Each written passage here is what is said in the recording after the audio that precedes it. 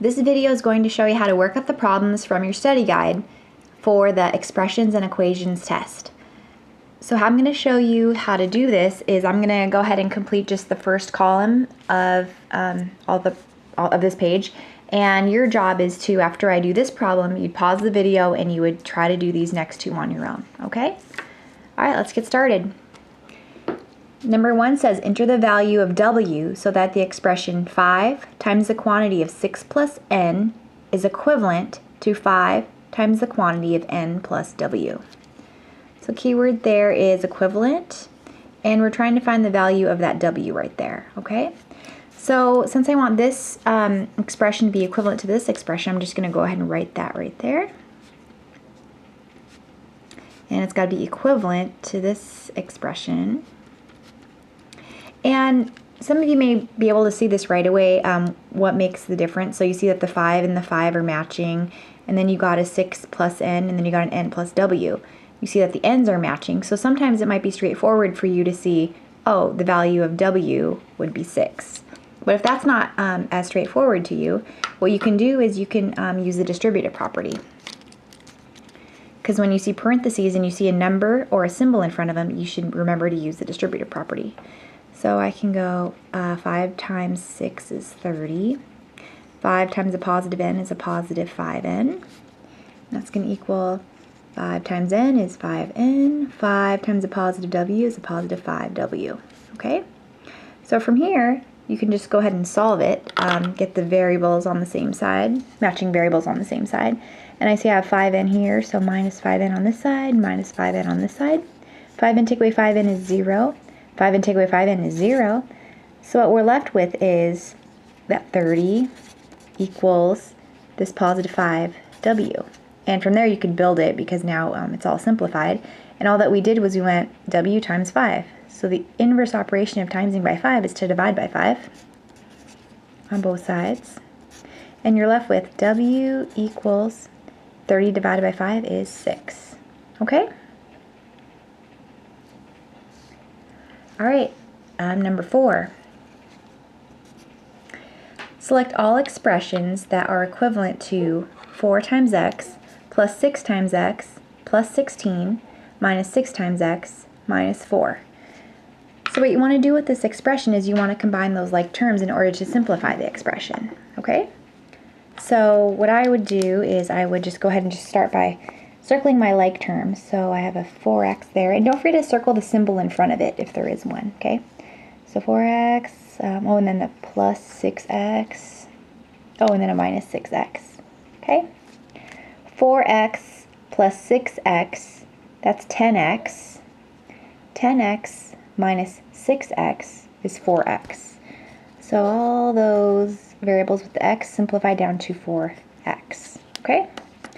And then I see that I have just some constants left over there, and you want to make sure that you not only identify that number, but you want to include that symbol in front of it. So I'm going to draw squares around them. So positive 16 and then minus 4. 16 subtract 4 is a positive 12. Okay? So I'm looking for the expressions that would be equivalent to this expression right here. Okay, and with the wording I want you to pay attention to, it says select all expressions that are equivalent to this. So that means that's implying that there could be more than one answer. Okay, so 4 times x plus 10, that does not match, so I can cross that off. 4x plus 12, that matches, so I'm going to go ahead and check that box. 10x minus 6x plus 12, and although that doesn't seem like it matches right off the bat, you need to remember that you need to simplify this because that can be simplified further. Okay, 10x minus 6x, well, that's 4x. Okay, so this is really 4x plus 12. So those are like terms. Those are matching expressions. So I'm going to check that box. Okay, and then this one right here looks like we can combine some like terms again. 10x minus 6x, that's 4x. But that's plus 10, and that does not match that one. Okay? So therefore, these are your two answers. Number 7, enter the number that makes the equation 4/10 plus 3/100 is equal to 3/100 plus blank tenths true. So you want this side to equal this side, okay? And again, this is one that might be kind of straightforward for some people, and some people might be a little bit confused. So my recommendation is whenever you see decimals and stuff, say it out loud the proper way. And I'm going to actually write it out loud. So don't say 0.4 or 0.4. This is really 4 tenths because that's the tenths place. So I'm going to write that down, 4 tenths. Okay? And then the next one, I'm going to, that right there, when I say that one out loud, say it out loud, it's 3/100. Okay? And then say this this decimal out loud. This is the tenths place, that's the hundredths place, so this is really 3/100. Okay, so far you see that this number matches up with this number over here because they are equivalent. So therefore, if this one's 4 tenths and this is something over 10, this would have to be 4 tenths. So that has to be something tenths, 4 tenths.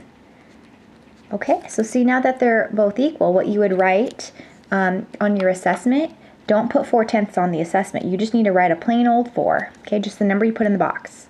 So when you type it in on your assessment, don't put 4 tenths, don't put the fraction. They just want that right there in the box. So you would just type in a plain old 4, okay? All right, number 10. And sorry, it got cut off, okay? Select all expressions equivalent to 8 times x minus 64. Okay, and this should say 2. So 8 times the quantity of x minus 8. You'll see that none of these straight up match because we've got some parentheses right here. And the thing I want you to recall is when you see parentheses with a number or a positive or minus symbol in front of the parentheses, you need to use the distributive property. And the distributive property tells you, hey, you can multiply that outside number by everything inside there, okay? So that's exactly what we're going to do right now.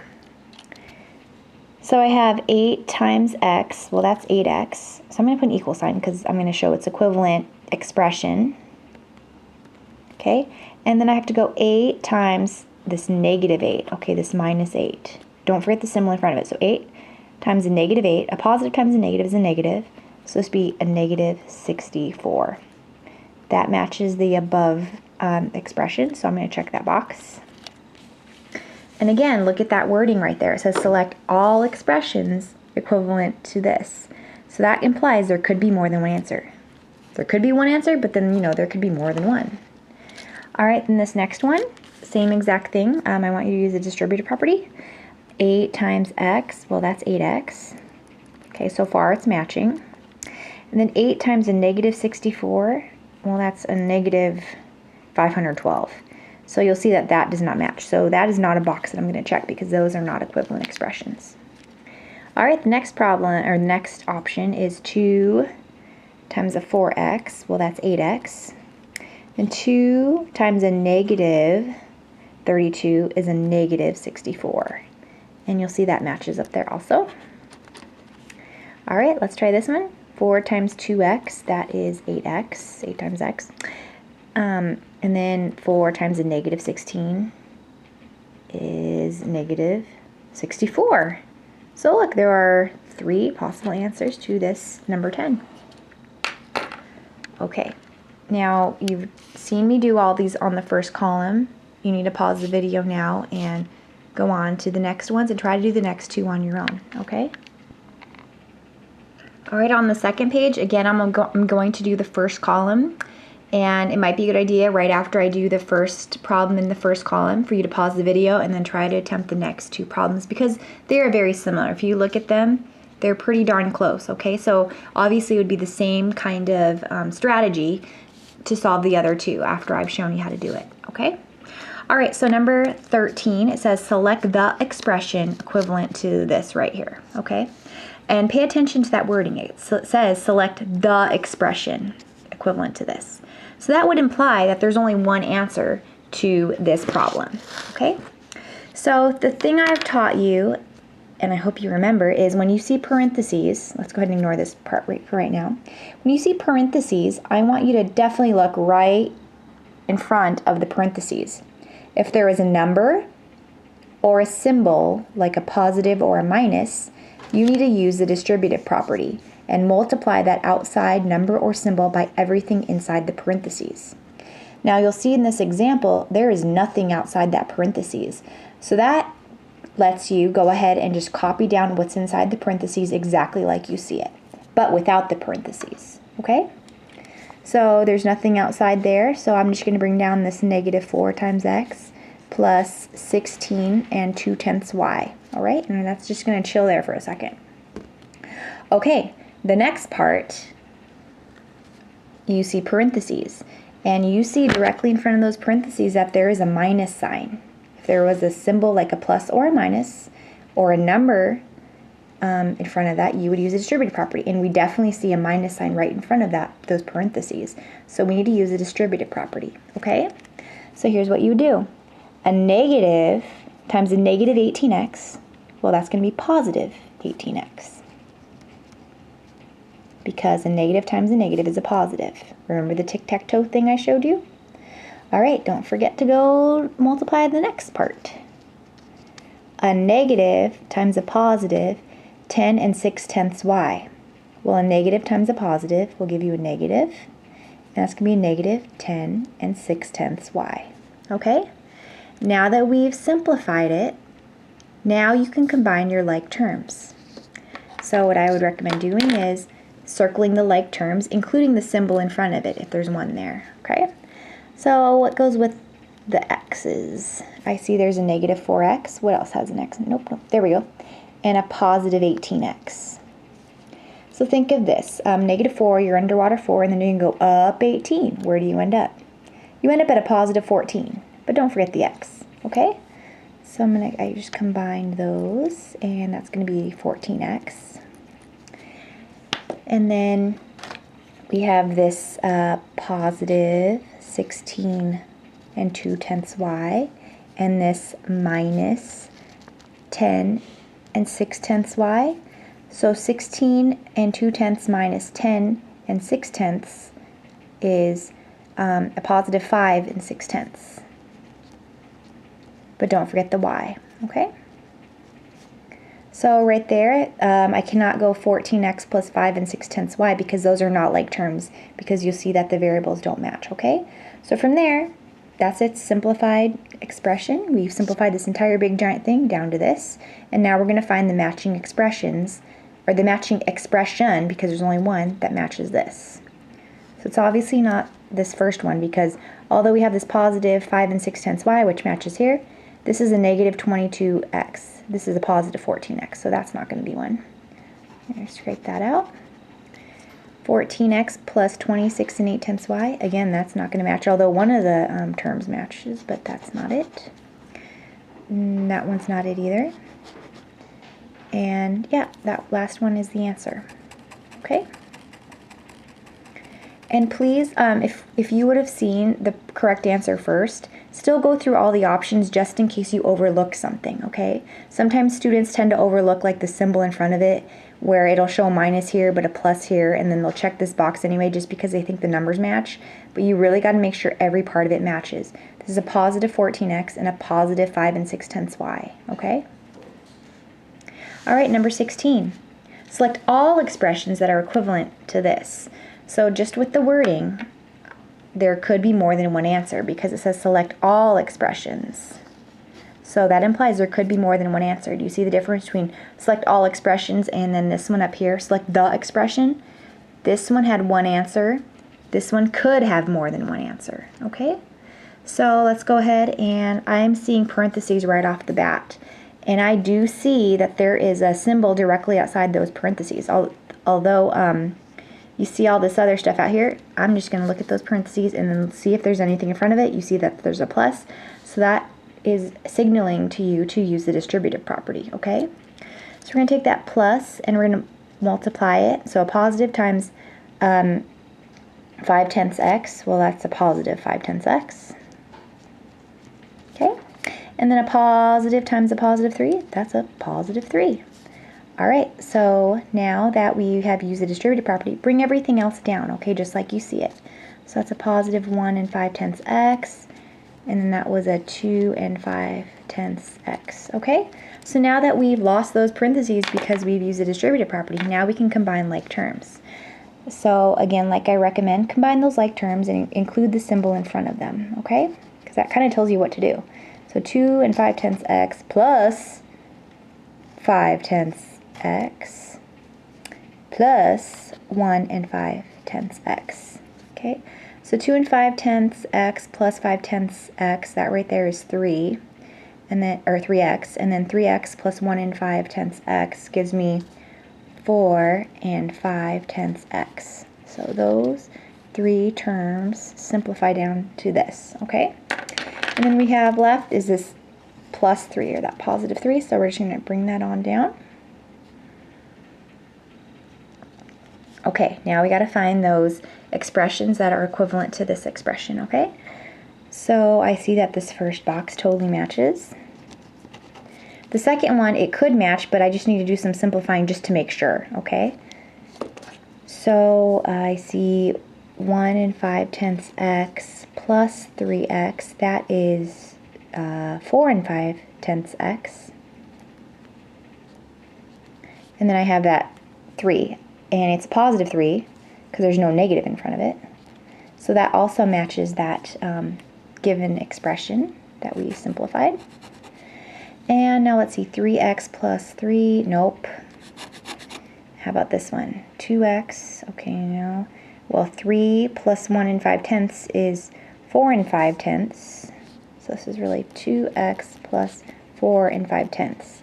And that does not match because although I see a 4 5/10 x up here, I just see a 4 5/10 here, and then plus that 3 doesn't match with that.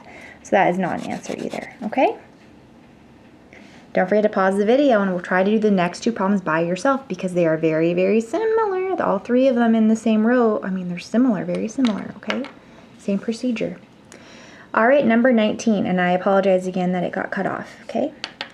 Myra had a total of $300 to spend while shopping. She's already spent $127 on clothes, and she wants to buy some DVDs on sale for $20 each, and that includes tax. Enter the maximum number of DVDs Myra can buy with the remaining money. Okay, enter the maximum number. Okay, so it's a story problem, and I need to identify the variable. It's asking us to find basically the maximum number of DVDs she can buy with that remaining money. So I'm going to use X. You can use whatever variable you want, and that's going to represent the max number of DVDs, the maximum. I'm abbreviating. Okay, the maximum number of DVDs Myra can buy. So I'm going to build around it. Those are the DVDs. Okay, now I'm going to kind of look up here, and I know that she's got a total of $300, and she's already spent this much, and then those DVDs are $20 each. So these right here are the DVDs, and they are $20 each. Okay, so this is how much she'd be spending on DVDs, and she's already spent $127, so we're including that in our expenses. So all this stuff right here, that's how much she spent, her spending. That says spending, okay? And we're comparing that with the total she's got of $300. Okay? So the amount she's spending, could it be bigger than $300? Well, no, because if it's bigger than $300, then she's not going to have enough money. So I know that it needs to go this way. The amount she's spending is less than $300. But can it be exactly $300 that she spends? Yeah, it can. Because she won't be, if she spends exactly $300, she won't run out of money because she'll have exactly enough, okay? And we're trying to find the maximum number of DVDs she can purchase. So that right there is your inequality symbol. From here, you can build it to help you solve it, okay? So we started with X, and then we multiplied it by 20. And then after that, we added 127, okay? The inverse operation of adding 127 is subtracting 127. So that's what you can do to both sides of that inequality sign. 127 minus 127 is 0. 300 subtract 127 is 173. Okay, bring everything down like you see it. So bring down the inequality sign. Do not turn it into an equal sign. It was an inequality, so keep it an inequality. Sometimes people accidentally do that. Okay, bring down your 20 times x. Okay, now from there, now that we've simplified that part, now you can go back on up. Inverse operation of multiplying by 20 is dividing by 20, so that's what you're going to do to both sides of that inequality sign. 20 divided by 20 is 1. 1 times x is 1x or x. 173 divided by 20 is 8 and 65/100ths. Okay, and then bring down your inequality sign. Don't flip the sign because we did not multiply or divide by a negative. That's it. Okay, so enter the maximum number of DVDs she can buy with the remaining money. She can buy 8.65 DVDs. And since you can't buy 65/100ths of a DVD, the maximum she can purchase is just 8 DVDs. Okay? So, we're going to write that down. The answer would be 8. So on the assessment, you would just write down an 8. Don't write down any of the work or anything because it will mark it wrong. Just write down the answer. Okay? So, I know I'm writing out a sentence and you can't do that on the assessment, but I just want you to, I'm writing a sentence so that you can interpret the problem, okay? She can buy 8 DVDs. That's the maximum she can buy. And I've shown you to graph inequalities. So I'm just going to put an 8 on there, a 9 over here, and then a 7 over here. It's going to be a closed circle. I'm just going to graph this right here. Closed circle about at 8.65. That's approximately right here. The value of x is smaller than or equal to that. So since it could equal that, I filled it in. Numbers smaller than 8.65 are like 7, 6, 5, 4, 3, 2, -9, all that. And that's to the left. Okay? Sorry, there's not that much room. All right, now number 22. Don't forget to pause the video and continue with the next two. Try them on your own. They're very, very similar to the first one. All right, number 22. Enter the number that makes the equation true. So this equation says that this side, when you add them together, has to equal this side when you add them together. So the strategy I'm going to use is I see decimals and I'm going to say them out loud properly. Actually, I'm going to also write them out loud properly so you can also see a visual of it. So this is not 0.94, not properly. The proper way you would say this is 94 and then say its place value, hundredths. So you say the number, and then you say the place value, 94 hundredths. Okay, so 94 hundredths. That's a 94. And don't forget the TH, okay? And then that next one, say it out loud. Don't say 29 over 100, that's wrong. That's improper. You know, you can't say that correctly. That's not correct. Sorry, it's not an improper fraction. That is just a normal fraction. Okay, I'm babbling. Okay, 29 hundredths. Okay. So they give us a little bit more information right here, and to say that correctly, oh, it matches. So that right there is also 29 hundredths. So you see that these two match. So this right here, in the box has to be 94 to make that 94 hundredths. Now when I say it out loud, it matches. Okay, so on your assessment, you would not type in 94 over 100. You would just type in just plain old 94, and that's your answer. So that says 94, okay? Okay, finish the rest. Now we're on to question 25. And it says, Seth rewrote the expression 2/10 times the quantity of 4 plus 1 4/10 times y minus 2 1/10. His steps are shown. So those are the steps that Seth took to solve the problem, or to simplify this problem. And it looks like his final step was right here, and that turns out to be a simplified answer. So which statement identifies and explains the first mistake Seth made? So the directions are implying that somewhere in here, Seth made a mistake. So your job is to figure out which one of those steps he made the mistake on, okay? And there's going to be only one answer because in the wording it says which statement identifies and explains the first mistake Seth made. So it doesn't say which statements explain. Since it says which statement identifies, that means there's only one statement that the answer could be. instead of reading through all these, when you encounter these type of problems where you're supposed to identify the mistake, what I would recommend doing is just solving the problem yourself and then comparing what you did, because hopefully you did it correctly, with the steps that this person made to see where they made a mistake. Okay? So I'm going to start out by writing out the problem right here, just kind of copying it down like I see it. And I'm writing on a separate sheet of paper simply because there's just no room on the study guide. Okay, so please make sure you just wrote it down correctly, okay? All right, so I'm going to kind of ignore Seth's steps right over here, and I'm going to go with my steps. You see that there's parentheses, and what you've been taught is if there is a number or a plus or a minus sign in front of it, you need to go ahead and distribute it through. So I have this 2/10, and that's obviously a number, and we're going to distribute it through. We're going to multiply that 2/10 by everything inside the parentheses. So when you go 2/10 times 4, you should end up with 8/10. That. And then we got to go 2 times a positive 1 4/10 y. 2/10. 2 times 1.4 is a positive 28/100 y. Okay, and then last but not least, you got to multiply that 2/10 by this negative 2 1/10. Okay, so I know a positive times a negative is going to give me a negative, so I can just write that right there. So I'm going to go 0.2 times 2.1, and I got 42/100. Okay, so 2 times a negative 2 1/10 is a negative 42/100. Okay, so from here I see that, well, I can simplify it because there's some like terms right here. You got 8/10. And then you have this negative 42/100. So 8/10 minus 42/100 is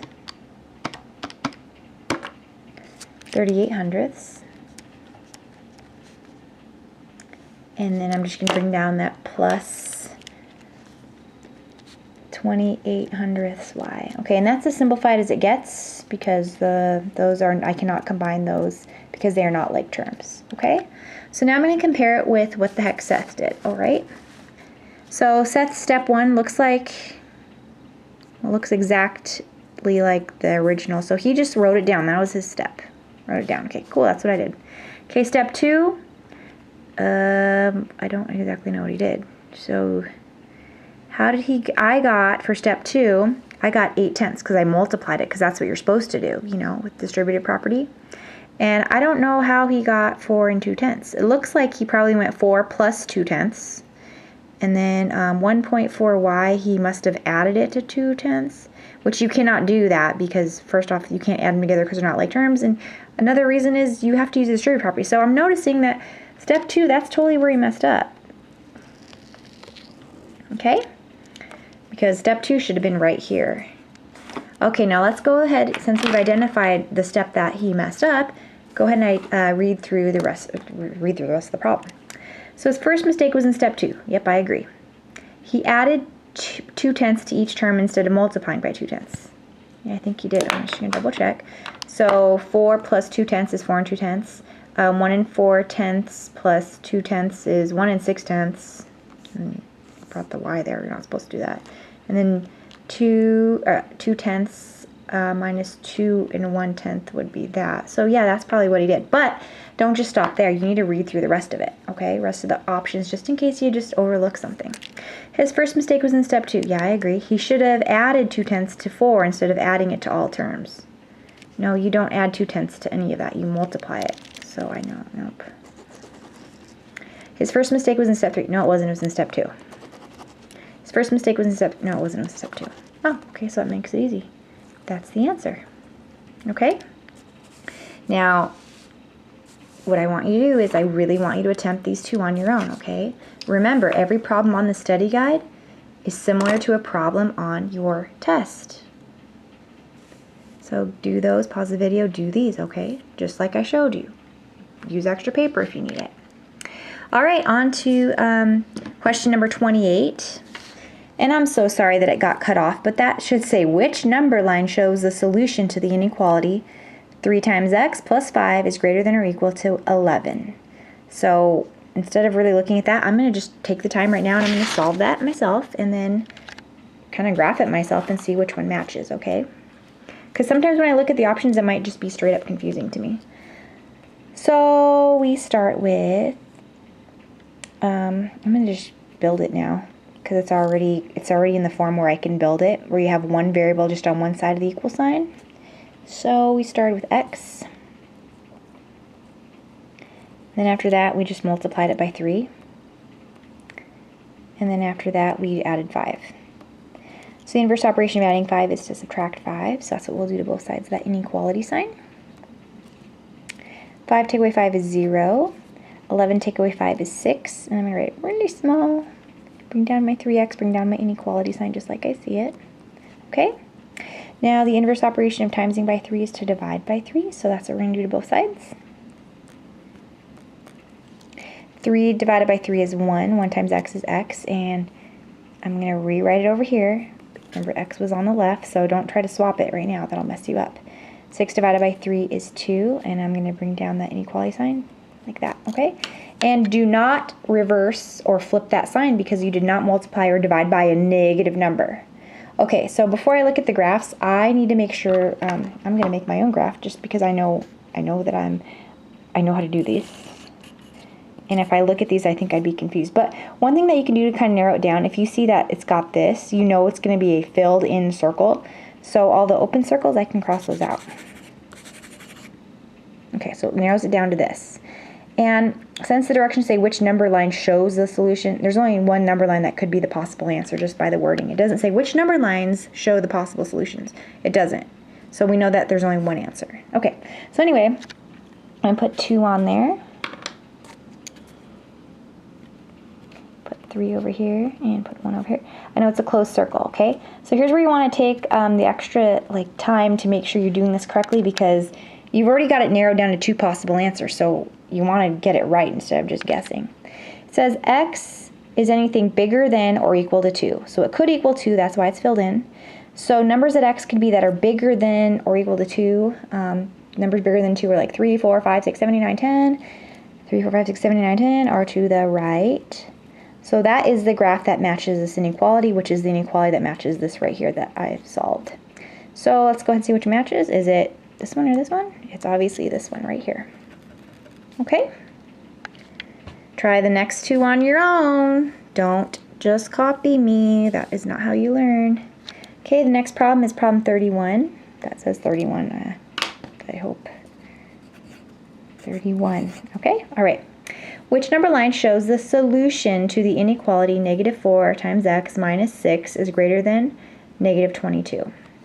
Okay, I'm going to go ahead and build it, and then we'll go from there.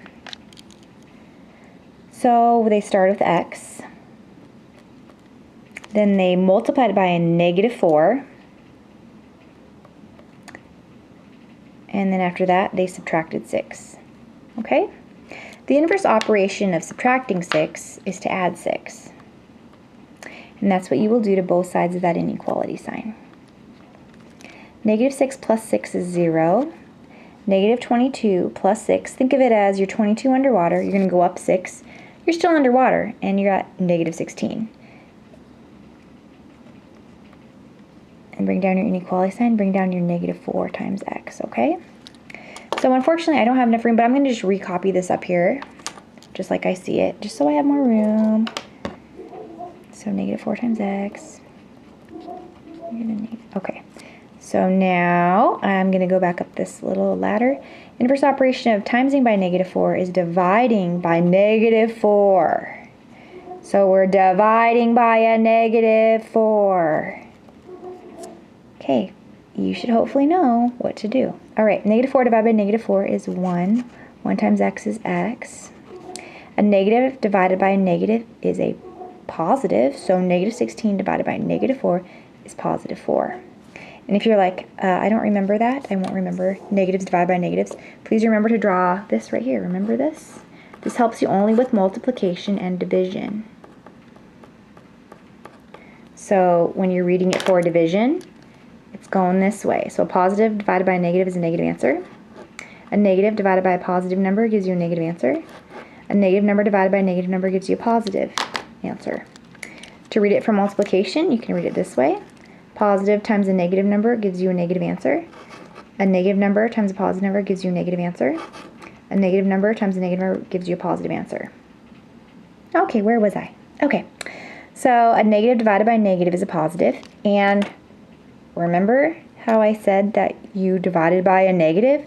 When you divide or multiply by a negative when solving an inequality, you need to reverse the sign at the end. So it was like this, now it goes like this. So that right there is the solution to this inequality. I'm going to go ahead and take a second to graph it, and then then I'll figure out the answer. Notice how this one I can't really narrow down because there's no closed circles. I know it's not going to be a closed circle and there's no options there. So I got to really make sure I'm not going to mess up on my graph because I can't narrow it down quite yet. Well, I kind of can. I know it's a positive 4. So since this is a negative 4 and this is a negative 4, those aren't the answers. Okay, all right. So my graph, sorry about the lack of room. And put a 4 right in there.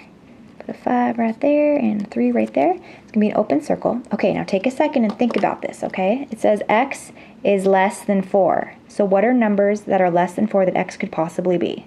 Well, number less than 4 is 3, 2, 1, 0, negative a half, negative a million, negative 3 million. And all those numbers lie to the left of that 4. So that's what my graph will look like. So is it this one? Or this one? Nope, it's this one. Okay, try the next two on your own, please. Problem 34 says Jackson rides his bike. He records his time and distance each time he stops for water.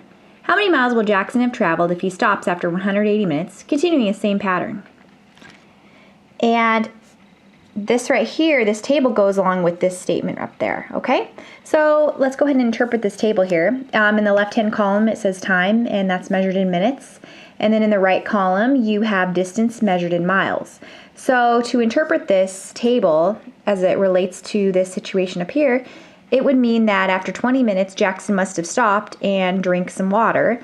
And after that 20 minutes, he had gone 4 miles. Then after 50 minutes from his starting time, he stopped again to get some water. And by then, he had traveled 10 miles, and so on and so forth. And the particular amount of time that the question is concerned about is it's asking specifically about how far he's traveled after 180 minutes. So I'm gonna go ahead and look here. I don't see 180, but I want you to recognize that there is a pattern within this table. And you'll see that we took the time and divided it by 5 to get the distance. Right here, 50 divided by 5, you get the distance. 90 divided by 5 is 18. 130 divided by 5 is 26. 150 divided by 5 is 30. So we're going to assume that he continued the same pattern. So I'm going to go ahead and just kind of add to this table right here, and I'm going to put down that number that they were concerned about, and that was 180 minutes. So to continue with that pattern, I would just take this time and divide it by 5, and that would equal 36. So after 180 minutes, Jackson traveled 36 miles. So notice how there's a space right up here. That's where you're going to write it. Okay, your answer, 36 miles. When you're taking your assessment, I want you just to, you don't have to label it, I don't think, because it'll just have you write down the number. So you just write 36. But on your paper, I want you to label it 36 miles. That's how far he traveled, okay? All right, then it says in the second part of this question, enter the equation that represents the relationship between Jackson's distance and the time he stops for water. Here's the important part. They wanted us to use D for the distance he's traveled, and they want us to use T for the time in minutes, okay? So we're gonna go ahead and label that right now on our table. So T was the time in minutes. I'm just going to put a big old T right there, and you should do that too. And then D represents the distance. Okay? And they want us to write an equation, so you know there's going to be an equal sign in. All right? So we're showing the relationship between that time and the distance. So as we had gathered earlier on, we were just basically dividing the time by 5 to get to the distance. So instead of using numbers, they want us to use these variables. So we took the time, and what did you do to it to get the distance? Divided it by 5 to get the distance. Okay, so that right there would be your equation. Another way to write this exact same thing is, remember how the coefficient in front of just a plain old t is 1? Another way you can write this would be 1/5 t equals d. Another way you could have written this is d equals t divided by 5, so basically just switching them around, okay? Or you could have also wrote d equals 1/5 t. Same thing, these are all correct answers, okay? One more important thing about this type of problem, when there is space up here, you just put the answer to this question right there. When there's space down here, you put the answer to this question in that space, okay? Do not put them on the same line on your assessment, because if you do, it will mark it incorrect, because it will misinterpret it, okay? So don't try to get all fancy and put everything all down here. If there is designated space for each one, that's where you will write down that answer, okay? All right, you should go ahead and attempt the next 2 problems on your own. 37. McKenna earned $75 for teaching 3 dance classes. She receives a 10% raise. Oh, she gets a 10% raise, cool. Enter how much she earns in dollars per class after the raise. So what I need to do is I need to figure out how much does McKenna make for teaching just 1 class. She earns $75 for teaching 3 classes, and then she receives that 10% raise. But how much is she going to earn in dollars per class? So that signifies right here that we need to figure out how much 1 class cost. So to figure that out, you would just go, well, it's $75 for 3 classes. So if I'm concerned about 1 class, we need to figure out this value right here. Okay, and I put a question mark there. Well, to show this equivalence, how did I go from 3 to 1? Well, I divided by 3. 3 divided by 3 is 1. So I would take that numerator and also divide it by 3. 75 divided by 3 is 25. And don't forget to label it. So it's $25 per class, okay? And remember, she gets a 10% raise for each of those for the class that her lessons that she gives. So to show that 10% raise for this 1 class, it would look like this. Start with the 25. That's how much she makes for 1 class. Earns per class. Okay. And she's getting a raise, so that's going to imply that she's going to make more money, so that's why I'm using an addition sign. And it's a 10% raise per class. So instead of writing 10%, I'm going to show you, or you should recall, that 10% is the same as 1/10 or 10/100ths, okay? And that's 10/100ths per that $25 class that per the $25 she makes per class. And that's going to give us her her new total, her new amount that she earns. Earns now, okay, after the raise. So 0.10 or 0.1, same thing, times 25 is $2.50, or 2 5/10, same thing. And we got to add that to the 25. So she usually makes $25. She got a 10% raise. 10% of $25 is $2.50. So now the new amount she earns is 25 plus $2.50, which is $27.50. Okay? Per class after the raise. Okay? Probably one of the most important things is to make sure you convert that percentage into a decimal, okay? Because the calculator that's used on the assessment will probably not have a percent button, so you won't be able to type in percent. And if you just typed in 10 times 25, that would be 250. That's not a 10% raise on the 25 bucks. Sorry. Okay? All right, number 4. Solve and graph the inequality. -4 times x plus 8 is greater than or equal to 16. So I already see that it's in the format where I can build it, where you have just a variable on one side of the equal sign. And you know, it's all simplified on each side. So let's just build it right now. Started with x, and then they multiplied it by -4. And then after that, they added 8. The inverse operation of adding 8 is subtracting 8, and that's what you do to both sides of that inequality sign. 8 take away 8 is 0. 16 take away 8 is 8. Then bring down everything like you see it. Okay? From there, we can go back on up. Inverse operation of multiply by -4 is to divide by -4. So you're seeing that we are dividing by a negative. Okay? I'm going to have to just bring it on down here because I kind of ran out of room. -4 divided by -4 is 1. 1 times x is x, or 1x, same thing. 8 divided by -4. Positive divided by negative. Positive divided by negative gives you a negative answer. So positive 8 divided by -4 gives me -2. All right, and remember, folks, you had divided by a negative right here, so that means you reverse the sign at the very end, which is right now. Okay, all right, so the value of x is any number that is less than or equal to -2. So since it could equal -2, I'm going to fill in that circle at -2. Okay, and numbers that are less than -2 would be like -3, -4, -5, -6, -7, and so on and so forth, and those lie to the left.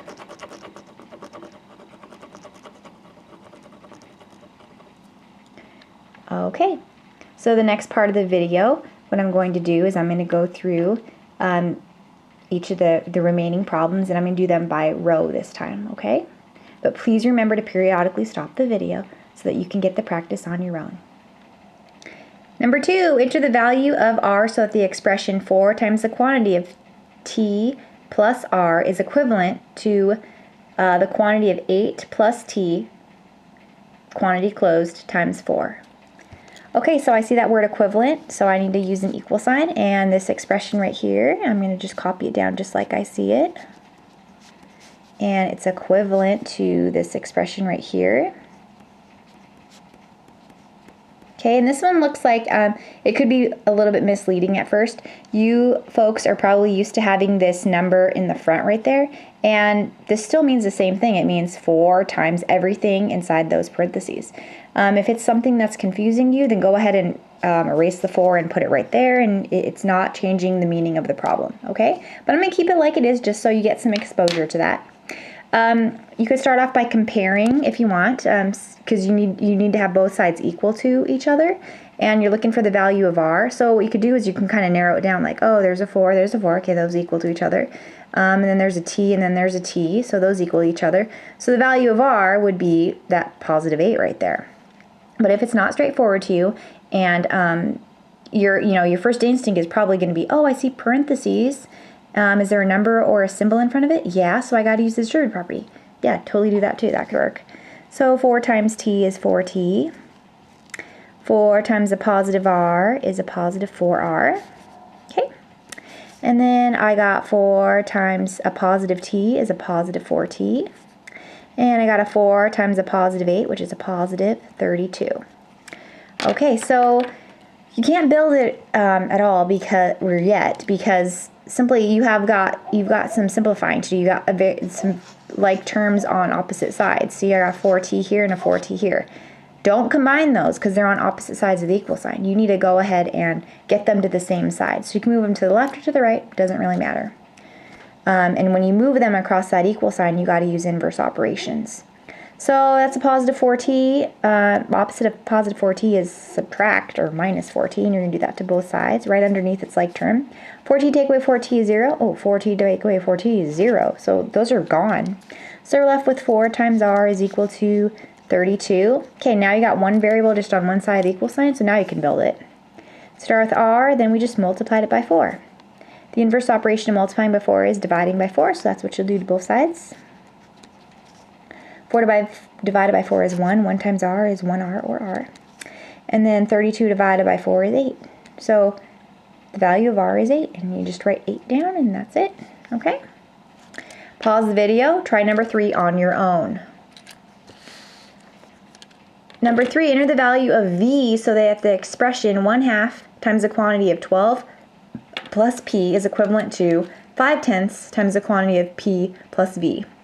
So we are setting up an equation right here. We're looking for the value of v. I'm going to copy down the expressions just like I see them.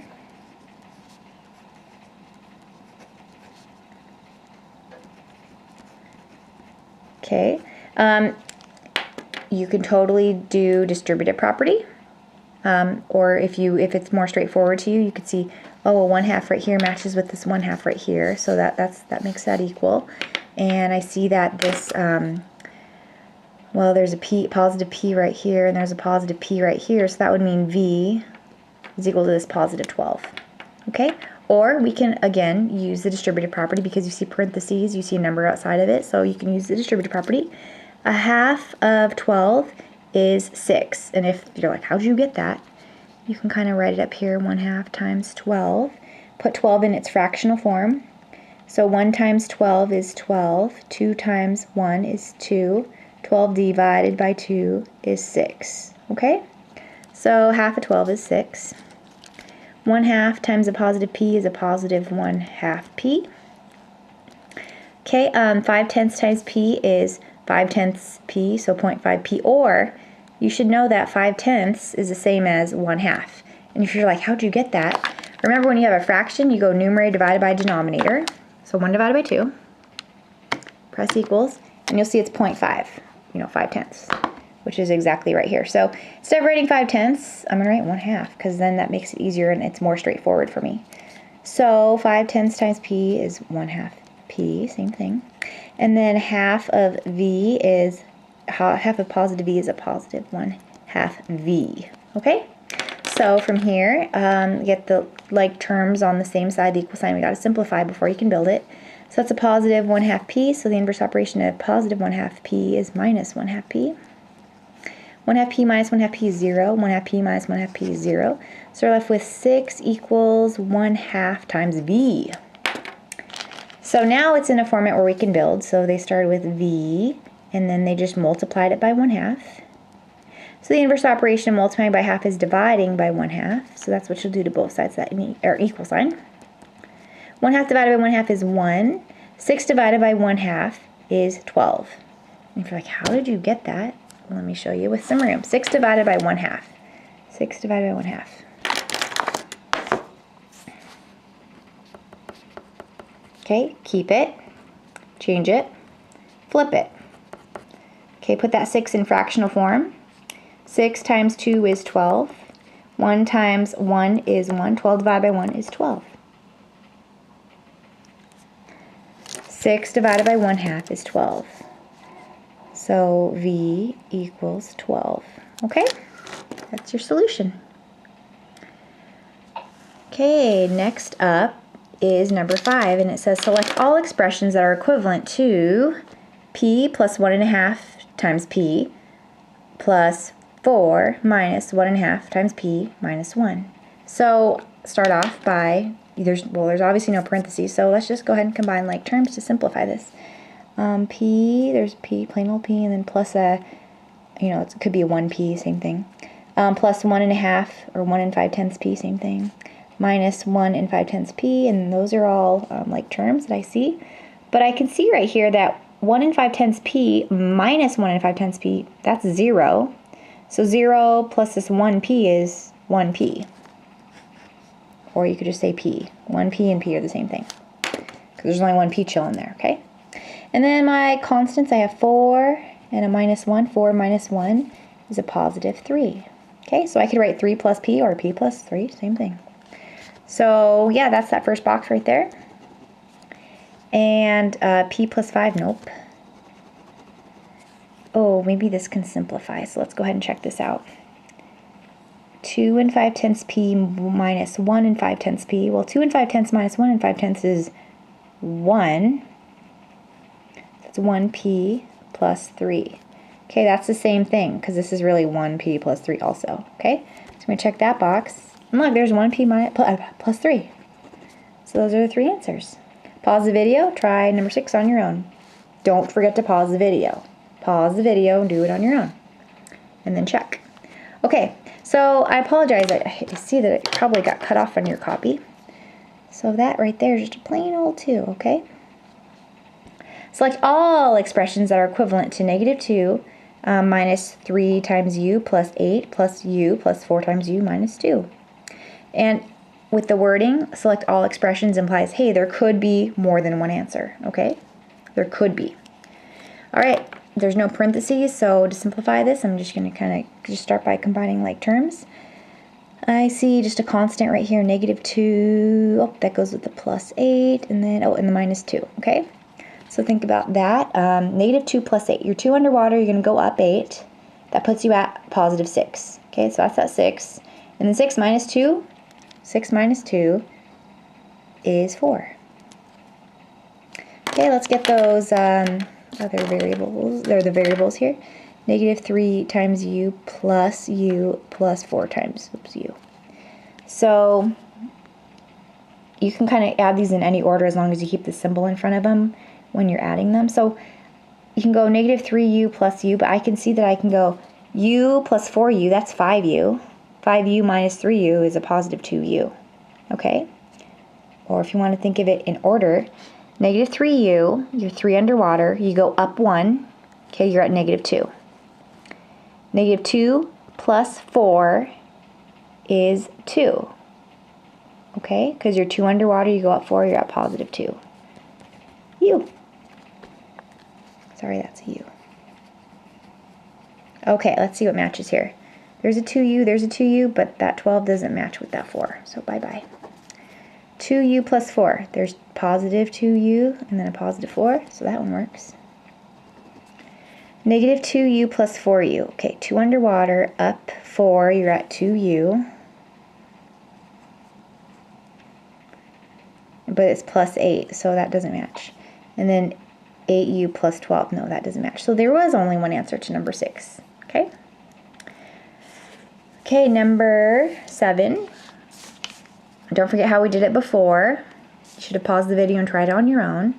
Number 8 says enter the number that makes the equation 67 hundredths plus 34 hundredths equal to blank hundredths plus 34 hundredths true. So you want this side to equal this side, okay? And the way that I showed you in the previous example that was similar to this is I wanted you to write it out loud. Write it correctly. Don't say 0.67. Say the number 67 and then its place value, hundredths.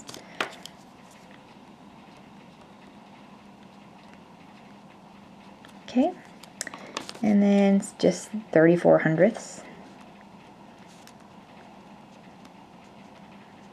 Oh, and that matches this, positive 34 hundredths. They're both positive, so these match.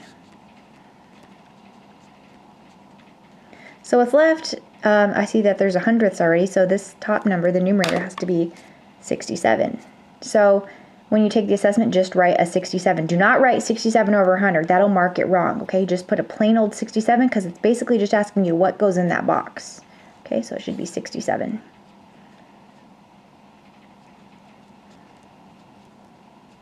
And that's what you would write. Okay, just that 67.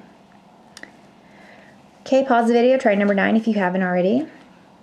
Enter the number that makes the equation this equal to this true, okay? So practice saying this out loud, say that number, 4, and then say the place value. That's tenths, hundredths, thousandths, so this is 4 thousandths.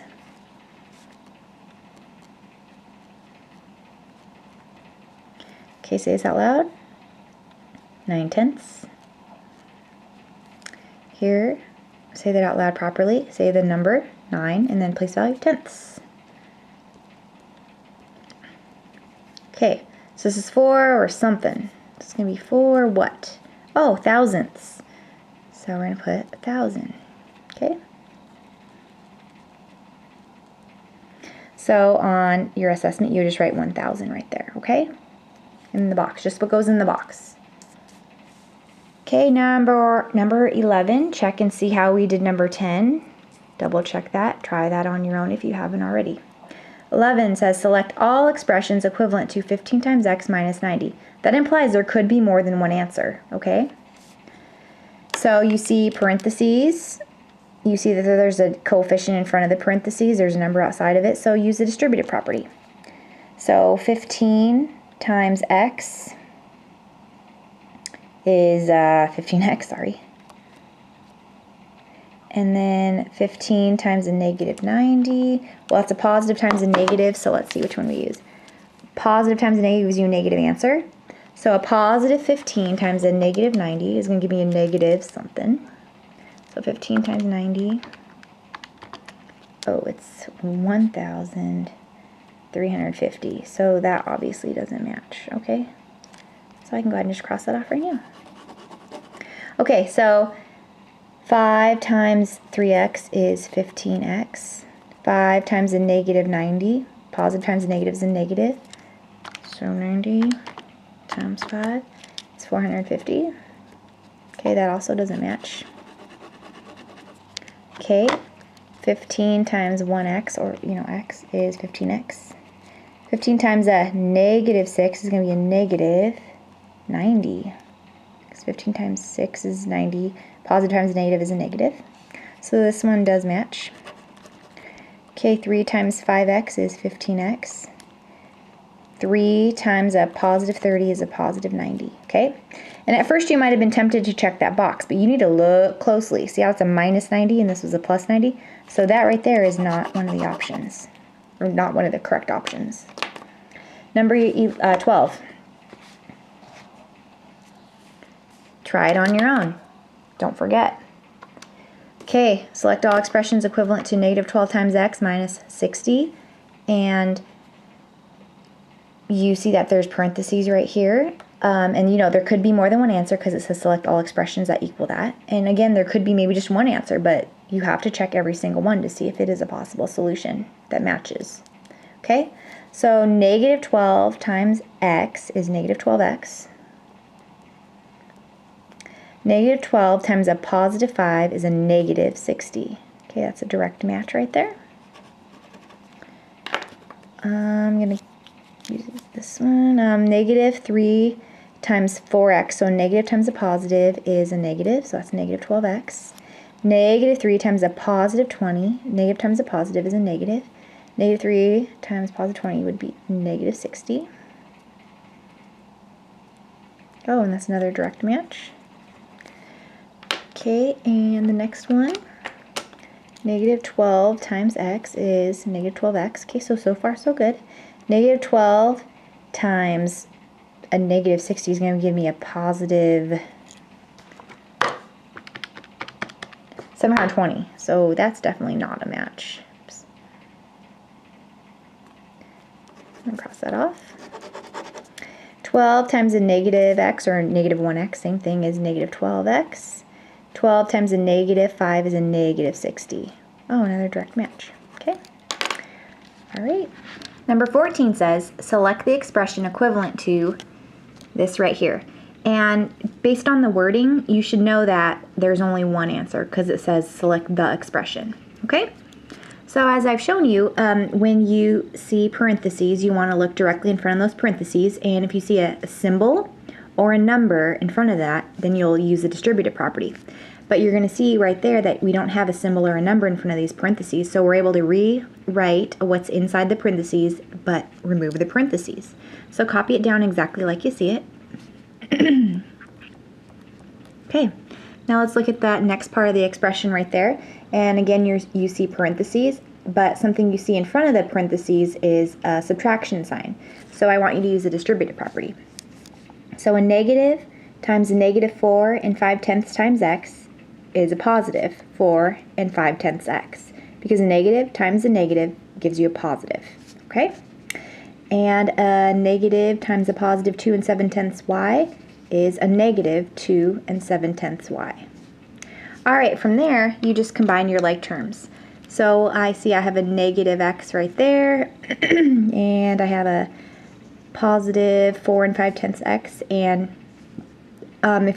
if you remember, you can put a 1 in front of there. So it's really negative 1x plus 4 and 5/10 x, and those are like terms. And when I simplify that, I get 3 and 5/10 x. And other like terms that I see are these right here with the y's. A positive 4 and 1/10 y, and a minus 2 and 7/10 y. So 4 and 1/10 minus 2 and 7/10 is a positive 1 and 4/10. But don't forget that y, okay?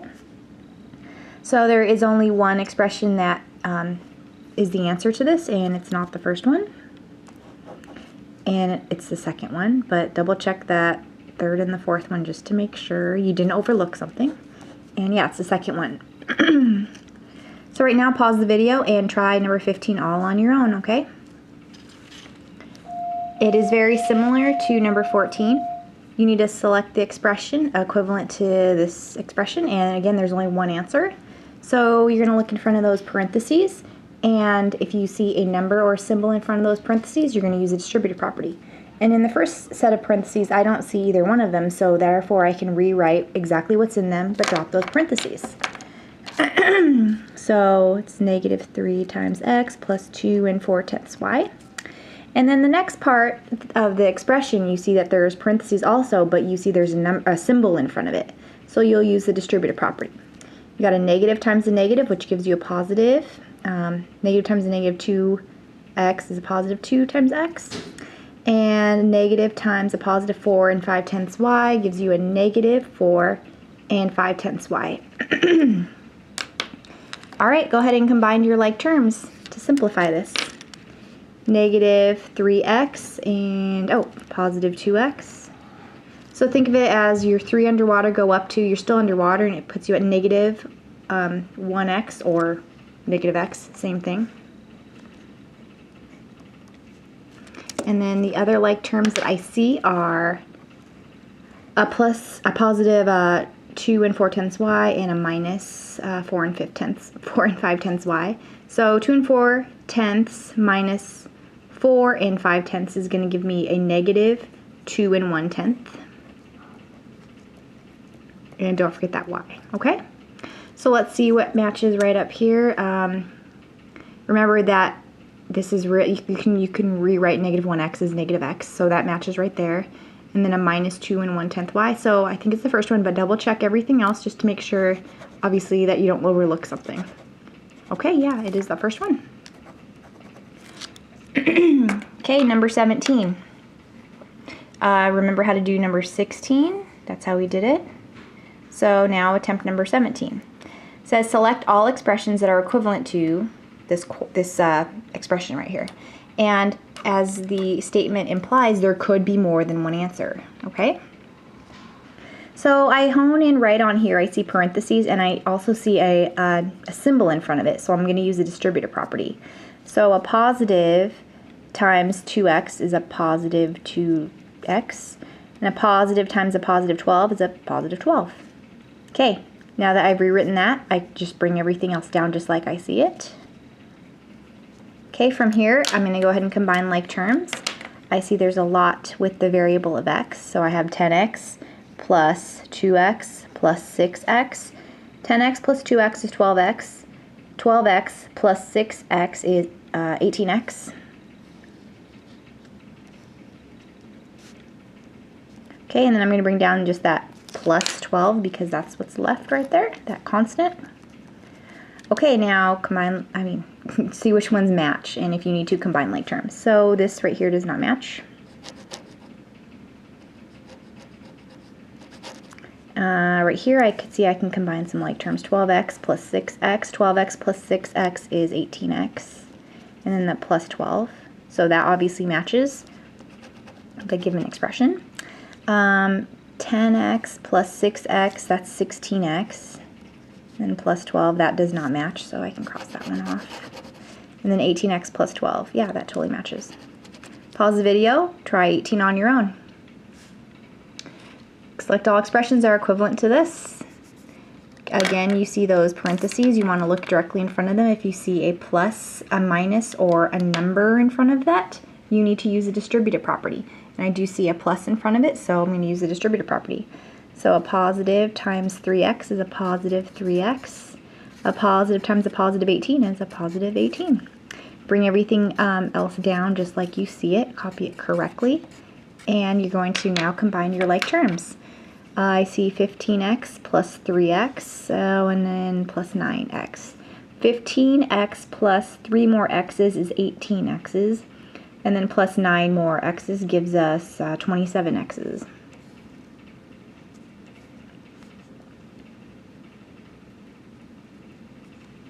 And then bring down that plus 18 because that's all that's left. Just go ahead and put a square around it.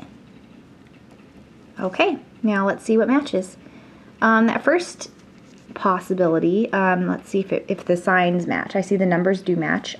That's a positive 27x, and that's a positive 27x. That's a positive 18, and that's also a positive 18. So that's a match. Although the terms are reversed, it's still a match. Okay. There's positive 18, but this is a positive 24x. That's not. So that's not an answer. Oh, I have some like terms to combine right here. 24x plus 3x. That gives me 27x. And then plus that 18, that matches. So that's an answer. I'm going to go ahead and combine these like terms. 12x plus 15x, that is 27x. And then plus 18. Oh, so another match. Okay, the next problem is number 20. Go ahead and remind yourself how to do problem 19 because all three of these are similar, okay? Okay. Isaiah had a total of $415 to spend while shopping. He's already spent $216 on a new video game console. Now he wants to buy some new video games that are on sale for $15, including tax. Enter the maximum number of video games Isaiah can buy with the remaining money. Okay, so I see he's got this total right here. He's already spent this amount, and then he wants to buy some video games for $15 each. Then that includes the tax. So I need to identify my variable. I'm just going to use x, and that's going to represent, let's see, look for that last statement that asks you, it tells you what to look for. Enter the maximum number of video games Isaiah can buy. So basically, x represents the maximum number of video games Isaiah can buy. I'm just going to abbreviate max number of I guess I can write video games. There we go. That Isaiah could buy. And now we're going to just go ahead and build around our variable to come up with the inequality that represents this situation. So I have x, and that's the video games. And how much were they? Oh, they're $15 each, $15 per video game. And he would also spend, he also spent that $218, okay? But remember, Isaiah only has $415. So he can spend exactly $415. So I know that there could be that part of the inequality, that it could equal that. But keep in mind right here, this right here is a spending. So think about what symbol to use here. His spending can equal exactly $415. Can his spending be more than $415? Well, unfortunately, no, because he doesn't have that much money. So his spending has to be less than or equal exactly to $415. Okay? It really does help labeling that part of the expression right there when you're building your inequality, because it kind of lets you determine what inequality symbol to use. Okay, from here, it's in a position to where we can just build it. So we start with x, and then after that we multiplied it by 15. After that we added 218. So the inverse operation of adding 218 is subtracting 218, and do that to both sides of that inequality sign. 218 subtract 218 is 0. 415 subtract 218 is 197. Bring down your inequality sign and bring down that remaining 15 times x. Okay? Go back up. Inverse operation of multiplying by 15 is to divide by 15, and do that to both sides of the inequality sign.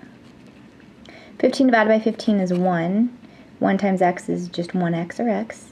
And 197 divided by 15 is like 13 and 13/100ths. And keep the inequality sign consistent because you did not multiply or divide by a negative to solve this. Okay? So I'm going to just graph that inequality real quick. And right there's a 13, right here's a 14, that's a 12, and we're at 13 and 1300ths is approximately super close to 13, a little bit past it, and it could equal it, so that's why I filled it in. And then x is any value smaller than or equal to 13 and 1300ths, so that would be to the left, okay? I apologize for the lack of room. Okay, but we got to kind of think of this in the context of the situation. Can somebody buy 13.13, 13 and 1300ths of a video game? You can't buy that video game. So that would mean that Isaiah, the most he can purchase, that would make sense, would be just 13 video games, okay? So that's what we're going to write in the statement. Again, on the assessment, you would just write down the number 13, and that's all you would have to do, okay? But since this is on paper, we are going to write it out. So he can buy 13 video games.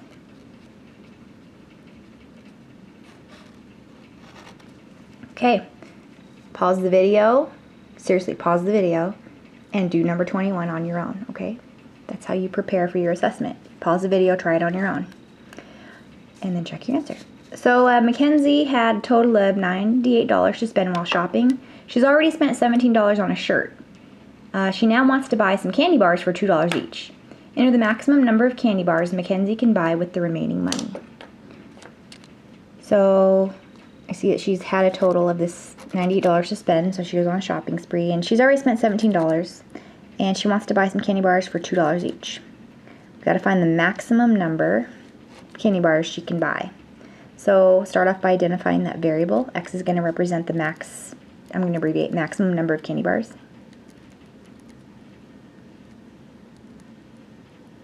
Okay, and we're going to go ahead and build around our variable right here. Okay, so this is the maximum number of candy bars, and how much did they cost each? $2. So $2 per candy bar. And this is spending, okay, so she wants to spend $2 per candy bar, but she's already spent $17, so we're going to add to this amount that she's spending for candy bars, so that's the amount she spent, and she only has $98 to spend, okay? So I'm going to just label this as her spending. Okay, and you need to think about it. It's wanting to know the maximum number of candy bars she can purchase. So this total spending right here, it can equal exactly $98 because she's got enough money for that. And if you think about it, can spending be more than $98? No, because she won't have enough. But it could be less than $98 or equal to exactly $98. So that's the inequality symbol we're going to use. Now you're going to go ahead and build it. Started with x, then we multiplied it by 2. After that we added 17. Inverse operation of adding 17 is subtracting 17, so that's what you'll do to both sides of the inequality. 17 take away 17 is 0. 98 take away 17 is 81. Okay, and bring down everything like you see it, and bring down your 2 times x. Go back up. Inverse operation multiply by 2 is to divide by 2, so you'll do that to both sides of the inequality. 2 divided by 2 is 1. 1 times x is 1x, or x. 81 divided by 2 is 40 and 5/10, or 40 and a half. And keep your inequality consistent because you do not multiply or divide by a negative when solving this inequality. I'm going to graph that real quick. 40 and a half is exactly right there in the middle between those two. And the value of x is less than or equal to 40 and a half, so it could equal 40 and a half, but it's everything basically less than it or equal to that, so that's going to go to the left. Okay, but you got to interpret this in the context of the story. You can't buy 0.5 of a candy bar, so the most candy bars that Mackenzie can purchase is 40, okay? If she bought 41, because you'd probably, your instinct is to round it because this number is a 5, your instinct would be to round it to 41, but if you made this 41, she would not have enough money at the store, okay? So therefore, she can purchase 40, and on the assessment, you just write 40, but since this is on paper, I want a sentence. She can buy 40 candy bars. That's the maximum she can purchase. Whoops, I don't know. Sorry, squares off. Okay, number 23. Go ahead and take a peek at number 22, see how we solved it, and try number 23 on your own if you haven't already. So this one, say it out loud properly, write it down. This is 52, say the number 52 and then the place value, hundredths. Okay, this one is 9 hundredths. Okay, say this one out, say that number out loud. It's 9 and then hundredths place because that's tenths, hundredths. And this is going to be 52 something. And you got to figure that out. So I see right here that this says 52 hundredths and this says 52 something. So this number would have to be hundredths because obviously 9 hundredths is equivalent to 9 hundredths. So therefore this has to be 100. So on your assessment, you would not write 52 hundredths. You would just write just the 100 right there, okay, on your assessment, because that's the solution, that's the answer that makes the equation true. Okay, pause the video, try 24 on your own. Enter the number that makes the equation true. Say that number out loud. It's 3 and then the place value, 3 tenths. This is 4 tenths. If you're wondering why I'm writing like it's staggered like that, it's just so I have room and I'm not smushing it all too close. And this is 4 tenths. So I see there's a match here and right here. So I have something tenths, so that's going to have to be obviously a 3. So then now it works. So those match, those match. So on your assessment, you just literally write 3. Do not write 3 over 10. Don't write that, okay? Just write the 3. Problem 26 did get cut off, but I want you to look at problem number 25 and kind of remember how you solved that problem with me. And so 26 needs to say, Gracie rewrote the expression 4 tenths times the quantity of 8 plus 2 1/8 times y minus 4 2/10. Her steps are shown. So here are her steps, and that's how she simplified it. She followed these steps given this expression. And it says, which statement identifies and explains the first mistake Gracie made? So as it implies in the question, Gracie made a mistake right here. So your job is to identify that mistake and identify, and kind of basically state exactly where she messed up and how she messed up.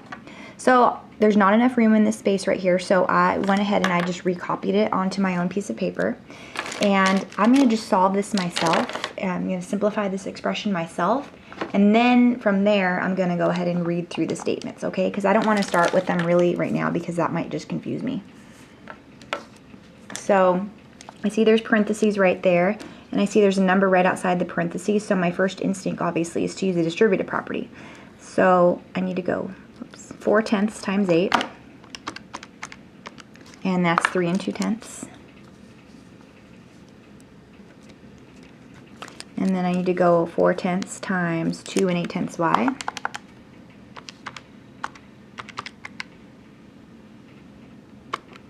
And that's positive 1 12 hundredths y. And then I need to go 4 tenths times a negative 4 2/10. So I know that's going to be a negative answer, so I'm just going to put my negative right there. And I'm going to, when I type in my calculator, I'm just going to use positives. So 0.4 times 4.2. Okay, and that is 1 68 hundredths. Okay, and there's no variable attached to that. That's just a constant, so is this one right here. Okay, so that's my first step.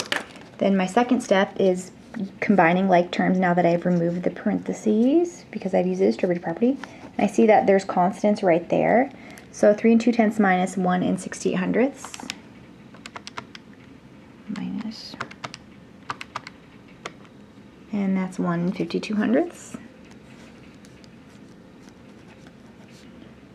And bring down this other the term that's got the y with it, because there's no like term that matches it. Okay, from here, that's as far as I can go because I cannot add these two terms together because they're not like terms. So that's basically the simplified answer. Another way I could write this is, keep the symbols the same. So that's a positive 1 12 hundredths y, and then that's a positive 1 52 hundredths. So either one of those is acceptable. So let's see how Gracie did on her example right here. so I'm comparing. I'm going to put my paper right next to it. So my first step, I use the distributive property. So her first step, she copied it down. She copied down correctly. So her step is correct. Step 2, she got 3 2/10. That's what I got. Plus 1 12/100ths y. Plus 1 12/100ths y. That's what I got. But she got plus 1 68/100ths. I got a minus 1 68/100ths. So I can identify right now her mistake was in step 2. Okay. So let's go ahead and look at the statements down here. It says her first mistake was in step 2. Yeah, I would agree with that. She should have added 4/10 to each term instead of multiplying by 4/10. So this first option is saying, hey, she's supposed to add this to everything inside the parentheses. That's incorrect. You know that you need to use the distributive property, so you got to multiply. Okay, the second option. And by the way, as the question implies, there's only one answer to this. Her first mistake was in step 2. Okay, I agree with that. After multiplying 4/10 by each term in the parentheses, yeah, you're supposed to do that. 1 68/100ths should have been negative. So she got a positive. I got a negative. So I would agree with that. So I'm not going to rule that out because I think that's the answer. But you're going to read the other two options just in case, obviously, just in case you overlook something. So her first mistake was in step 3. Nope, because it was in step 2. So I'll cross that out.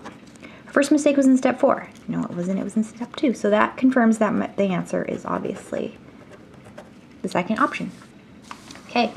Pause the video, try number 27 on your own. I'll read it to you because it got cut off. Marquise rewrote the expression 8/10 times the quantity of 16 plus 5 6/10 y minus 8 4/10. His steps are shown. So there's the steps. Which statement identifies and explains the first mistake he made? So you folks need to try this one on your own. And I would use a separate sheet of paper, okay? So what I'm going to do first is I'm going to write down the problem like I see it.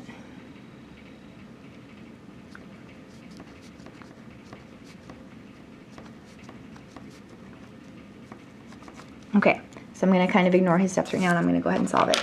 So you see parentheses, you need to use the distributive property because there's a number in front of them. So 8/10 times 16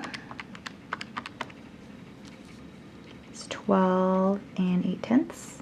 And then, positive 8/10 times 5 6/10 y, it's going to be a positive. I'm going to go 0.8 times 5.6. And that's 4 48/100ths. Don't forget the y. And then I have 8/10 times a negative 8 4/10. So a positive times a negative is going to give me a negative. So I'm just going to type in my calculator 0.8 times 8.4. And that gives me 6 72/100ths. Okay? From here, combine your like terms. So I see 12 8/10 is a constant and negative 6 72/100ths is a constant. So I'm going to go 12.8 minus 6 72/100ths. And that's 6 800ths. And now I'm just going to go ahead and bring down that remaining term that does not have a like term that goes with it. Okay, so that's one way I could write it, or, keep the symbol in front of it. So that's positive. And that's a positive right there. Okay, so now we're going to go ahead and see where Marquise messed up. Which statement identifies where he first made a mistake? So his first mistake was in step 2. Oh, wait, we have to identify where he messed up. So first step was he copied it down. Second step, he got 12 8/10. That's what I got. Plus 4 48/100ths. Y, yep. Minus 6 72/100ths. Yep. So the mistake was not in step 2. Step 3, 17 20/100ths. Y. We didn't get that. We didn't get either part of that. So we know that the mistake is in step 3. Okay? So it looks like, I don't know exactly what he did. He must have maybe added these. What's 12.8 plus 17 or 6.72?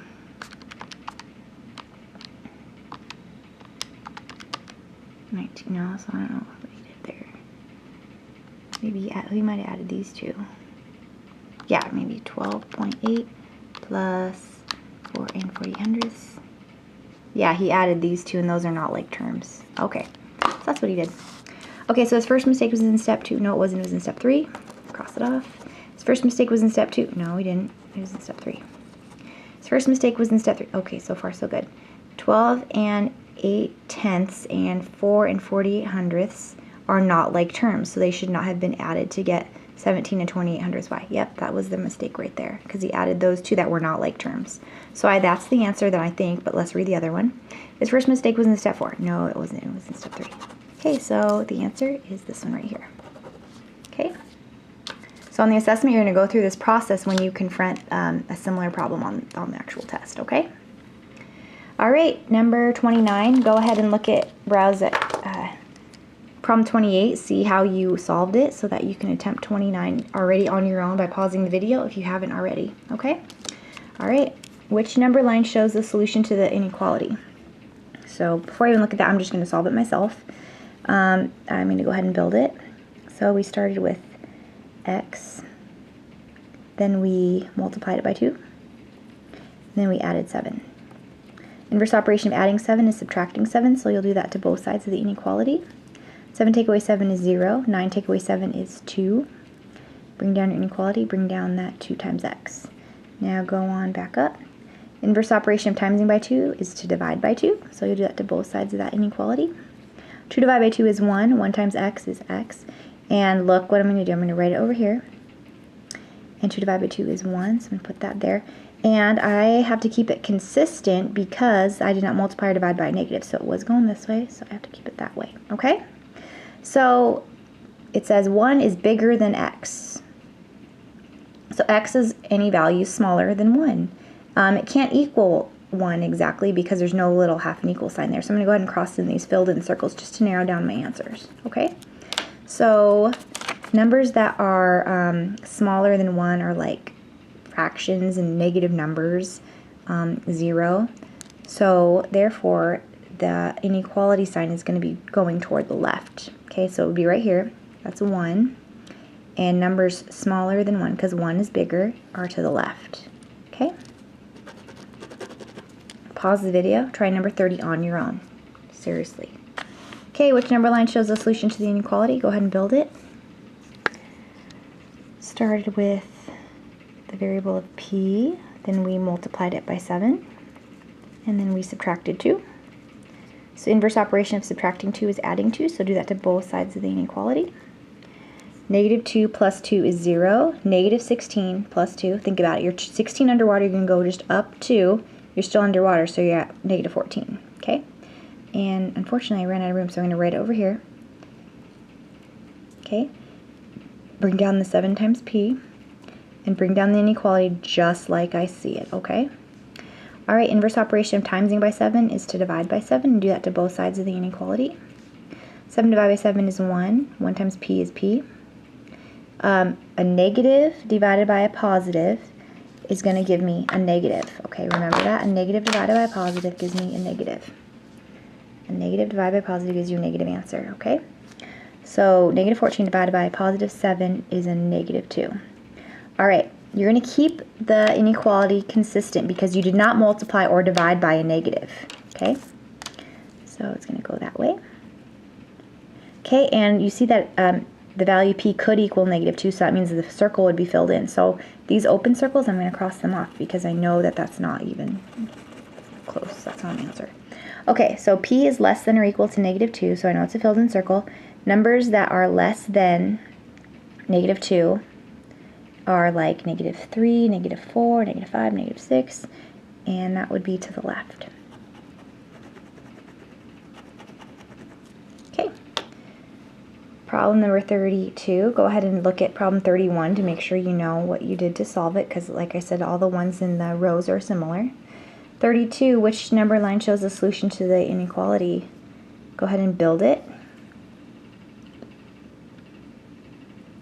Start with x, then we multiplied it by negative 8, and then we subtracted 12. The inverse operation of subtracting 12 is adding 12, so do that to both sides of the inequality. Negative 12 plus 12 is 0. Negative 28 plus 12 is negative 16. And I'm going to copy it just like I see it. Okay, so now we go back up. The inverse operation of multiplying by -8 is dividing by -8. Okay, so we're going to divide by -8. Divide by -8. -8 divided by -8 is 1. 1 times x is x, or 1x. Negative divided by negative is a positive, so -16 divided by -8 is a positive 2. Okay, hopefully you caught this. You see right here we divided by a negative to solve this inequality. And whenever you multiply or divide by a negative, you need to reverse the sign at the very end. So the symbol was like this, so now we're going to flip it to that. Okay, so it is a filled in circle, so I can't really narrow down the options here because they're all filled in, but let's go ahead and interpret this. X is greater than or equal to 2. So it could equal 2, but it's, anything greater than or equal to 2. So numbers greater than or equal to 2 are like 2, 3, 4, 5, 6, 7, 8, 9, 10. And 2, 3, 4, 5, 6, 7, 8, 9, 10 lie to the right. So all these ones going to the left are no, no, no.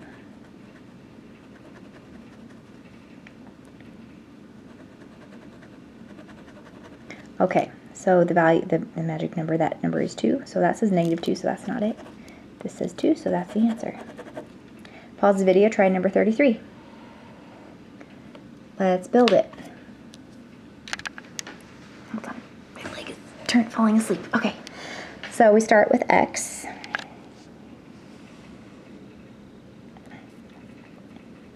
And then we multiplied it by -2. Then after that, we subtracted 3.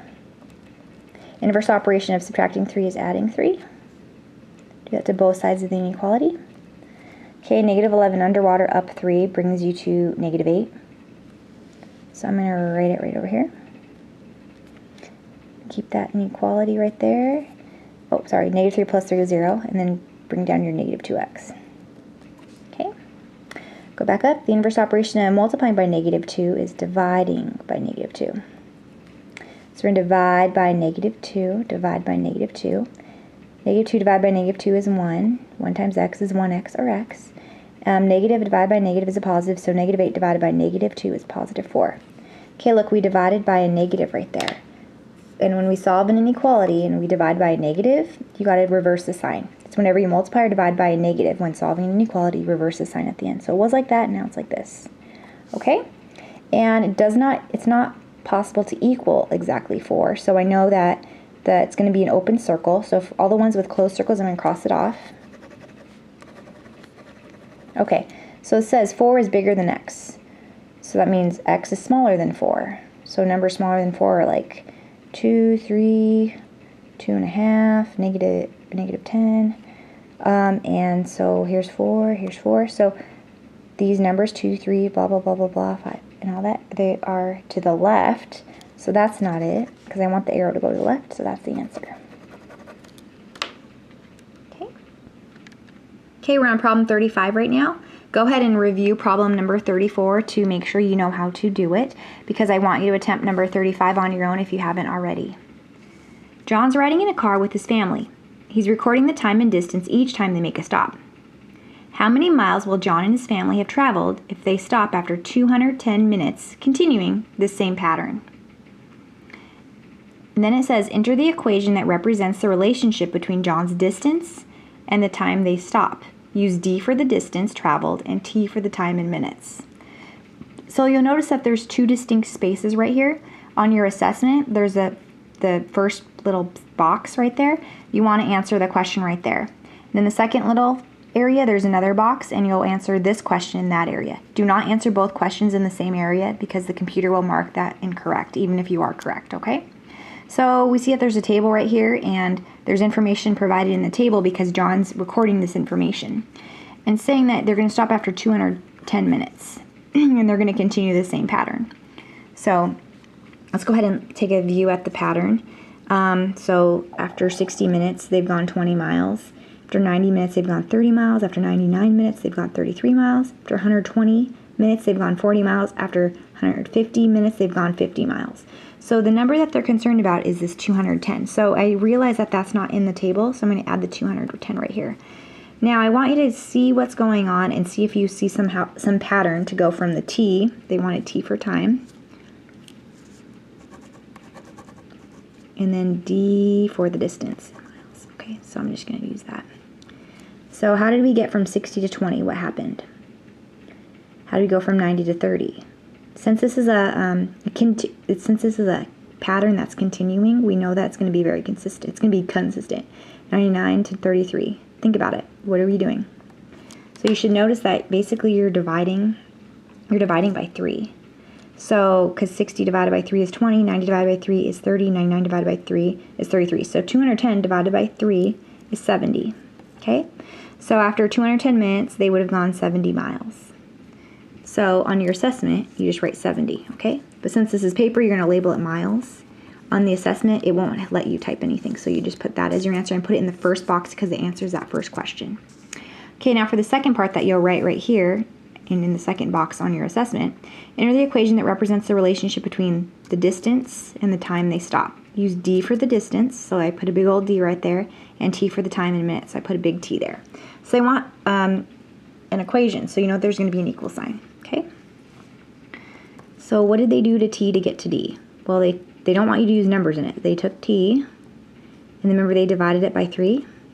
Took T, and then they divided it by 3, and then that gives you D, okay?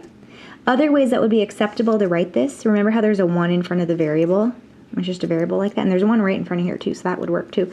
You can write 1/3 T equals 1D, or D, like that. You can even reverse it. You can go D is equal to T over 3. So these are all possibilities that would be correct. Or you could do D equals 1/3 times T, okay? Because if you're dividing by 3, it's the same as multiplying by 1/3. So 60 times 1/3 is 20. Let me show you that.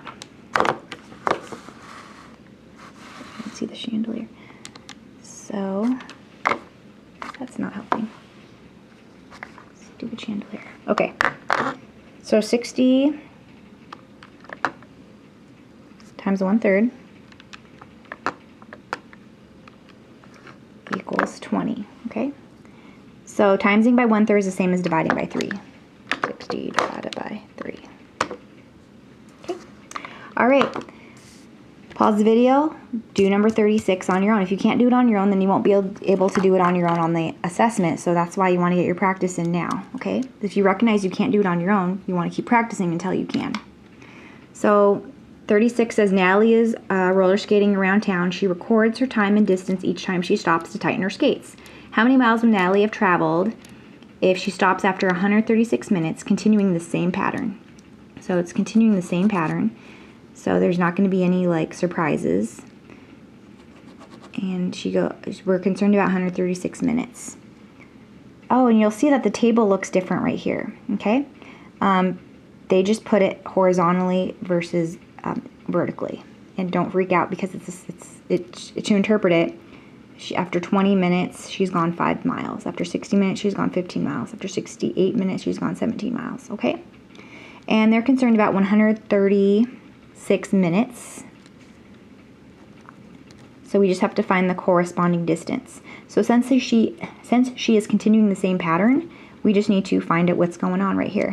And they want us to use, for the equation, they want us to use D for the distance and T for the time. So I'm going to put big old T here and the D here, okay? Okay, so how did we go from 20 to 5? What did we do? 60 to 15, 68 to 17, 92 to 23. What did we do? This one looks like the easiest. So it looks like to go from 20 to 5, we just divided by 4 or multiplied by 1/4, same thing. So 60 divided by 4 is 15, or 60 times 1/4 is 15, same thing. So all I have to do is go 136 times 1/4, or 136 divided by 4, and I get 34 for the distance. So after 136 minutes, she's gone 34 miles. And on your assessment, you would just write 34. You don't have to label on the assessment because there's no typing letters on it, okay? But since this is paper, you can write out miles. Okay, enter the equation that represents the relationship between Natalie's distance and the time she stops to tighten the skates. Use D for the distance she's traveled and T for the time in minutes. So you know there's going to be equal sign. So what do we do to T?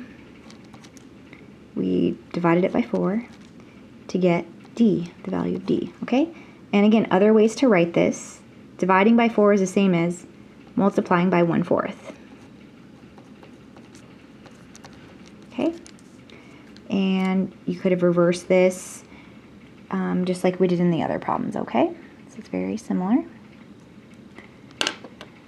All right, we're on to problem number 38. I want you to look at 37 to kind of refresh your memory on how to do it, because 38 and 39 are very similar, okay? Pause the video, try it on your own to get your practice. 38 says, Madison teaches people how to ride horses. She earns $45 for teaching 3 lessons. She receives a 10% raise. Enter how much she earns in dollars per lesson after the raise. Okay, so 3 lessons, she gets $45. So it wants to know per raise how much she's getting total per lesson. So we need to figure out how much 1 lesson costs. So I'm going to set up a proportion right here. I know that she was getting $45 for 3 lessons. And so I want to know how much she was getting per 1 lesson. To go from 3 to 1, I just divided by 3. So for the numerator, I just divided by 3. So 45, that says 3. 45 divided by 3 is 15. So I know she was making $15 per lesson. And she's going to get a 10% raise on that $15 per lesson. So I'm going to write this right here. She's got that 15 right there. That's how much she makes per lesson. That says per lesson. Sorry, it's sloppy. And she gets a 10% raise. So instead of writing this 10% right there, you should know that its equivalent decimal is 0.1 or 0.10, okay? Because the calculators on the assessment that pop up don't have a percent button. So all the calculators on the assessment do have the decimal. So you want to convert that to a decimal. So instead of writing 10%, I'm going to write 0.10 or 0.10. 10% per lesson, okay? Per lesson. And that's going to give us her new total, all right? So in going 0.1 times 15 or 0.10 times 15, that is $1.50 or 1.5 or 1.50, same thing, okay? So that's how much of a raise she got per lesson. But we want to know how much she earns in dollars per lesson. So she gets this raise plus the original 15, you know, and 15 plus $1.50 is $16.50 per lesson after the raise. Okay? And on the assessment, you would just write 16.5 or 16.50. I don't even think there's a $sign symbol on the buttons they let you use. Okay, try number 39 on your own. Ian provides tutoring lessons to help others in math. He earns $150 for teaching 3 sessions. Ian receives a 10% raise. Enter how much Ian earns in dollars per session after the raise. Okay, so originally, he made $150 for 3 lessons. So how much does he get per lesson or per session? So originally he had $150 for teaching 3 sessions. We're concerned about it being one session. That says session, sorry. I almost wrote lesson. Okay, so I divided by 3 down here, so I have to divide by 3 on the top to keep this proportional. 150 divided by 3 is $50. So he makes $50 per session. Okay, so that's how much he made per session. But remember, he got a raise, and the raise was 10%. And again, 10% as a decimal is 0.1 or 0.10, okay? So it's 0.1 times that $50, and it's going to give us the new total. So right there, that's the raise, and 0.1 times 50 or 0.10 times 50 is $5, or 5. So 50 plus 5 is $55 per session after the raise.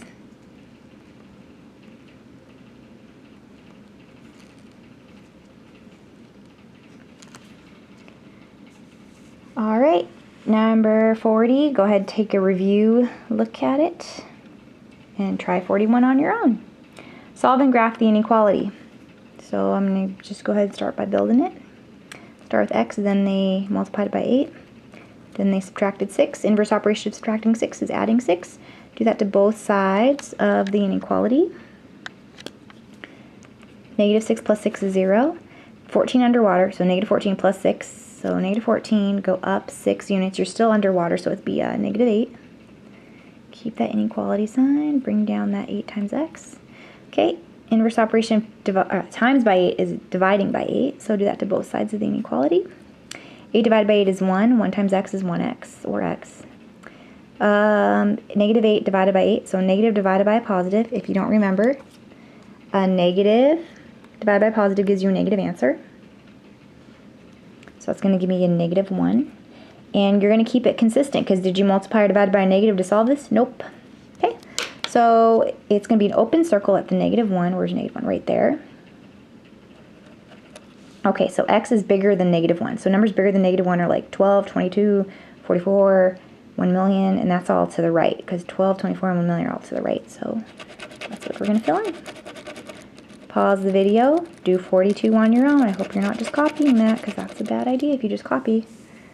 Okay, solve and graph the inequality. Build it. If we have room. Start with x. Then we multiplied it by negative 8. And then we subtracted 16. Inverse operation of subtracting 16 is adding 16 to, so do that to both sides of the inequality.